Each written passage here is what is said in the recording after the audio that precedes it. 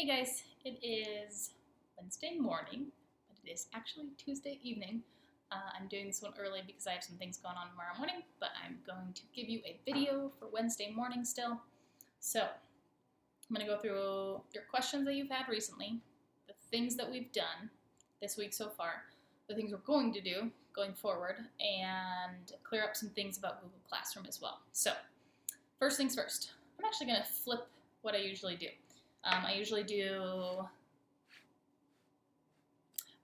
questions at the end, but I'm going to do those first so I can get those out of the way. So your questions that you've submitted on the Google Forms are, do I have any pets other than Twerp? I do not, but I have a big old green yard that I think if we're in social distancing for much longer, I'm going to have to get a dog to put in that big green yard. But that would be fun, but I only have Twerp for now, so thanks to you two that got Twerp, so now I have something to take care of that I sometimes forget, but he is fine. He is alive. Somebody else said tacos or burritos for the rest of my life, which I think was inspired by my one of my Google form questions last week when I asked you tacos or burritos, and I think I would say tacos. Tacos forever, because you can make a taco anything. Taco can be everything, but it also gives you the creative license to have like an open face something. A burrito always has to be closed. So you couldn't include some things. That's just my thought. So tacos. Somebody asked if we are going to do NWEA or CMAS. We are not going to do CMAS for sure. That is canceled for the year for all of Colorado. A lot of state testing is canceled for a lot of states. And for NWEA, I am not positive. I wouldn't be surprised if we still do that, but I would be okay if we didn't do that because I know that it's hard to motivate you to want to do that in a classroom, and it would be very difficult to get you to be motivated to do that on your own at home. So I don't know about NWEA. I'm going to guess no, but CMAS is for sure no, so we won't do any CMAS testing. So don't worry about that if that's what was stressing you. Okay.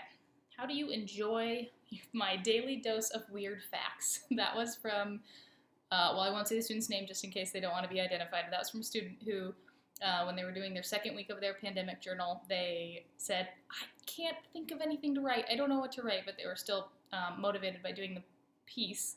And they said, can I just start researching random facts and share those? And I said, absolutely you can, because that sounds fun. So that was a really cool creative way for one student to say, I don't love journaling. It's not my favorite thing, but it is something I'm being asked to do, because sometimes we're asked to do things we don't necessarily love, and that's just life, and that's why we do that in school. And she took it in a creative way and said, ooh, I'm going to do this instead. And that was perfect. So, yes, I do very much enjoy your weird facts that you share in your pandemic journal. And I do read them. You'll see my comments on your document. Okay. If I could spend one day with anybody, who would it be? I would spend a day with my dad.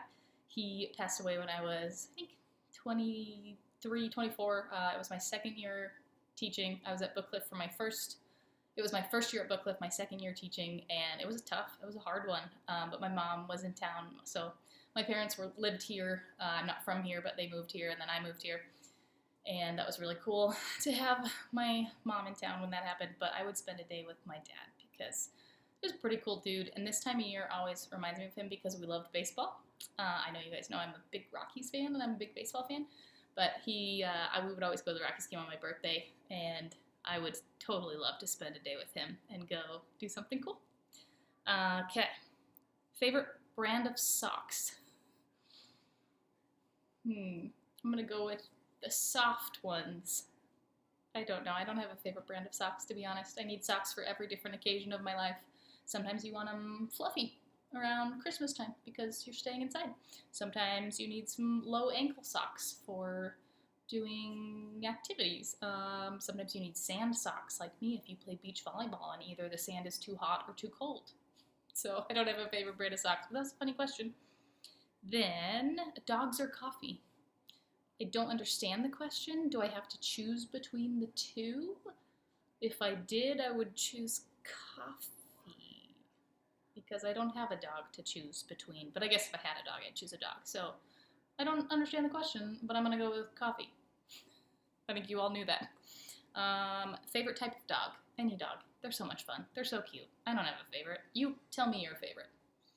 Can I sing? I can sing. I think every person can sing. The question was, are you able to sing? Yes. but I can also sing well. So I will brag about myself. I can sing well. Maybe one day you could see a video of me singing. I, in 5th grade, played the cello for, I don't know, however long school is, 9 months, and I abandoned that. And then I just took choir for the rest of my educational career. So yeah, I actually spent more time singing than playing an instrument. So that is why it is so hard for me to learn the ukulele right now, because I gave up the cello so early. I wish I wouldn't have done that, but such is life. All right, so I'm going to move into what I want to discuss about this week, how the rest of this week's going to go, and some updates. So you have seen it came out on Monday to teachers in an email, and yesterday to the public. We are online for the rest of the year. So take it with a grain of salt. For some of us, that is what we were expecting. For others of us, we are not super excited about that. Wherever you are on that range, that's fine. You can be mad about it, you can be happy about it, you can be disappointed, you can be disappointed but also had expected it, that's okay. But what we're going to do, we are going to finish this year. We are going to do the things that we were going to do in class. We're obviously going to scale them down so that they are applicable to us learning at home, and we are prepared to do them on our own meaning, on your own time and doing them how you would do them. And I'm here to help with them, but we are going to continue with what we've been doing. So if you have not been putting forth your best effort, please start doing so, because we are still doing this. We're still going. And everything we've done, this is how I design my classes, builds on everything we've done so far. So if you've skipped things, if there are certain things of my instruction that you're, like videos or daily check-ins, that you're not doing, you're skipping those things because they don't feel like they're for a grade, so you're like, why not? Why would I do those? Please start doing them, because they're going to guide everything we do. This is a ladder. We're starting here. We're about halfway, honestly. We've been doing this for a month, and we're still building. There's still places to go. So, again, I know it's not desirable. It's not what we want. It is not ideal, but it is what we have been given, and we are going to do the best with it, okay? So we are continuing our Holocaust unit. We are starting our project this week. Already on Monday, you should have done your brainstorm using my example. If you need, oh, I'm sorry, there was an example for that. Doing your brainstorm using the instructions that I provided and the student exemplars that we have. You should have read 3 to 4 of those. You could read all of them if you want, because the more knowledge you have, the better you're going to be at it. But you only had to read 3 to 4 of those, and then you're supposed to do your brainstorm. You were also supposed to finish up your Anne Frank writing activity. I got a lot of emails about that for people that weren't doing the work along the way, and they were very confused about this piece of writing that they were supposed to do. And to that I said, please go back to the weeks that you didn't do everything. You know that every day I put up, or every Monday, Wednesday, Friday, I put up like 5 to 7 things. That doesn't mean you have 5 to 7 things you have to turn in. That means you have 5 to 7 things you need to click through and understand what's going on. One of them being the slides. That's really easy to open up, look at, see the agenda for the day, move on. Sometimes there's a link on there that you might need or might want, etc.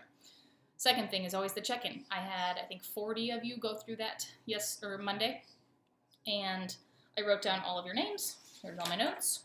For those that needed help with Google Classroom, and those of you that needed that said, I'm doing okay or I need help, not I'm doing great, I sent an email to last night, and hopefully you have some resources to help you navigate Google Classroom easier.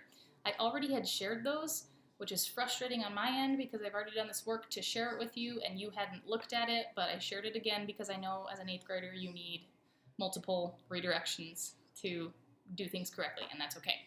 So I shared it with you again.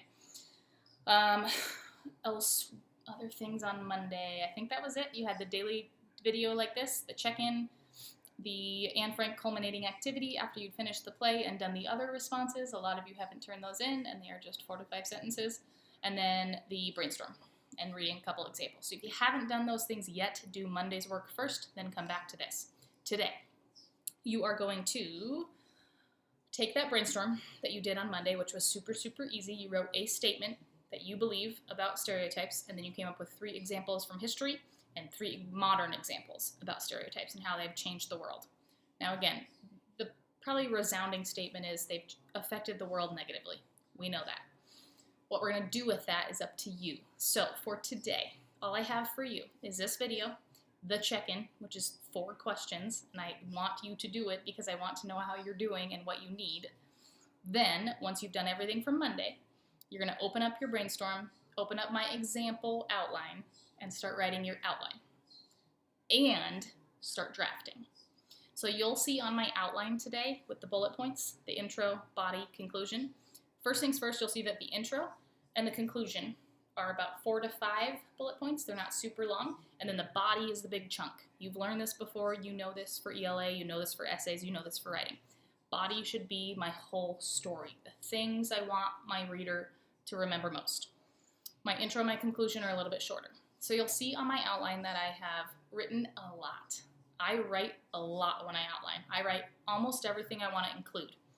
Sometimes I'm like, oh, I know I'm going to have to go research this, or I know I want to go pull a quote from here. So I write that in there. Oh, this is where I want to include a quote. This is where I might have to go to Google and do some research. So what I want you to do, and I said it at the bottom or in the directions, I can't remember which, but it's there in writing if you read the directions correctly. I want you to probably use less writing than I did in my outline. I do more, and I said this in the directions, I do more so that you can understand and have more examples to go off of. So if you look at your outline when it's done and it's not as long or as detailed as mine, that's okay. I do more so that you have more to go off of. Use mine as an example and a model. That's it. So then do your outline. Fill up as many bullet points as you can that you feel is going to help your essay and it's going to guide your writing. And again, mine is almost full sentences, sometimes broken up. Yours can be just ideas. It can be a couple phrases here and there. If you know exactly, this is what I want to say first, this thing I want to go next. In my body, these are the 4 examples I want, or 6 examples I want. And then my conclusion, this is how I want to end it. If yours is shorter than mine, that's okay. You have those student exemplars. You can see what students have done in the past and how they've written this, and you can use those as inspiration. That's why they're there. Obviously, you can't copy them. They're just there to help you write yours. The reason I assign this every year, it seems redundant. A teacher does not like to read 90 copies of the same essay. Yeah, that's what I'm doing here. Here's why. You might have similar opinions or thought processes as somebody else. That's great. But the way you display those and the way that you share those and the way that you write them is totally different than the person next to you. It's totally different from me. It's totally different from a student I had 5 years ago or last year. It's great. I love assigning this because even though it's the same prompt for every student that I have, I get so many different essays. It's so much fun to grade and read and understand and give feedback on. So that's why we do this, because you have an opinion to share, and now's the time to share it. And I'm very excited to see what you have. So today, video, daily check-in. I want to see how you're doing, and I have a couple questions on there that are relevant. Read my outline example. Keep it up to the side if you need it, if you need to keep referencing it. I have some tips on there if you need them. If you get to a point where you're like, I'm stuck, I don't know what to do here, or I don't know how to end this, or I don't know how to start this, etc. And then the document for your outline and your draft. You are outlining and drafting today, or the rest of this week. So the rest of this week will look like this. Today, I just listed those things you're going to do. Friday, you are going to have your 3rd Lit Circle individual activity and group activity.